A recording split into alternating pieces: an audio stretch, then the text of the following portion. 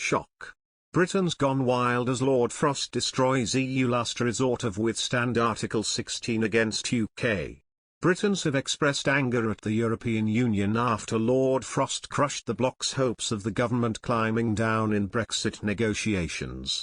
David Frost warned the EU not to mistake his reasonable tone for a softening in demands while speaking in Parliament yesterday. He said he was standing firm on his red lines in talks with the EU over the Northern Ireland Protocol, NIP, amid speculation he has U-turned on plans to suspend the international treaty if there is no breakthrough before Christmas. European Commission Vice President Markus Šefčovič noted a change in tone in talks last week. He said, "I hope this will lead to tangible results for the people in Northern Ireland." Reporting from Brussels on Friday, Sky News reporter Adam Parsons said EU diplomats engaged in talks to solve the failing Northern Ireland Protocol have refused to relinquish the oversight of the European Court of Justice over the trade chaos, despite Northern Ireland not being part of the EU anymore. Discussing today's talks, he noted how when asked if Lord Frost expected any major breakthroughs to solve the chaos between the EU and UK, the chief Brexit negotiator played down any form of optimism. Mr. Parsons noted, "I think that tells you that the two sides are still far apart." He went on to say how diplomats on both sides say there is still a yawning chasm between the bloc and the UK, as he suggested the talks are going nowhere. Mr. Parsons noted the major rift centers around the EU's feeling that they have already given a lot of concessions through the talks. Such concessions include relaxing some checks on goods flowing into Northern Ireland. But he stressed UK negotiators clearly want more concessions from the bloc. He added that while the UK did sign off on the Northern Ireland Protocol, in practice it is not working and needs to be renegotiated.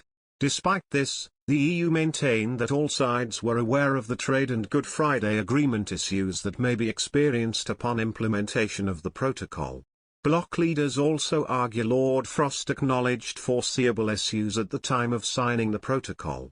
But Mr. Parsons warned the EU simply do not want to go back to basics and conduct a complete fundamental rethink of trade in Northern Ireland. But most importantly, he warned the EU simply don't want to give up the place of the European Court of Justice with its ability to oversee the protocol. Representatives from the EU have the right to oversee the implementation and application of the protocol. It also states that the ECJ has jurisdiction to rule on matters of EU law in Northern Ireland. Under the protocol's terms, all shipments crossing the Irish Sea from Britain to Northern Ireland must undergo customs checks in order to prevent goods which do not meet EU rules slipping into the EU's single market via the land border with the Republic of Ireland. The government wants to see an end of checks for goods destined to remain in Northern Ireland and not travelling on to the EU. Ministers also want the European Court of Justice's role in overseeing the mechanism removed. Lord Frost has repeatedly said he is ready to trigger Article 16 of the protocol, which would allow the legal means to suspend the implementation of the treaty if his demands are not met. Lord Frost said on Thursday that the government would prefer to reach a negotiated agreement if it can. He added, "That is the best way forward for the stability and the prosperity of Northern Ireland. But I want to be clear that as the responsible minister, I would not recommend any outcome for the negotiations that I did not believe safeguarded political, economic, or social stability in Northern Ireland."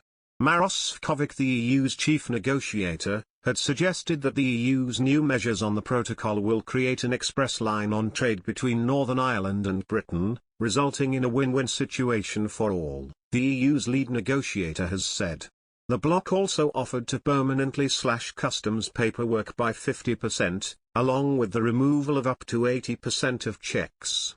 "Our solutions can become reality if the UK plays its part," Mr. Šefčovič told the Brexit Institute at Dublin City University. "But we also made clear that with the full support of the European Parliament and the Member States that we will not renegotiate the protocol. To do so would mean to put at risk for stability in Northern Ireland, and it would be unnecessary because solutions are available within the framework of the protocol."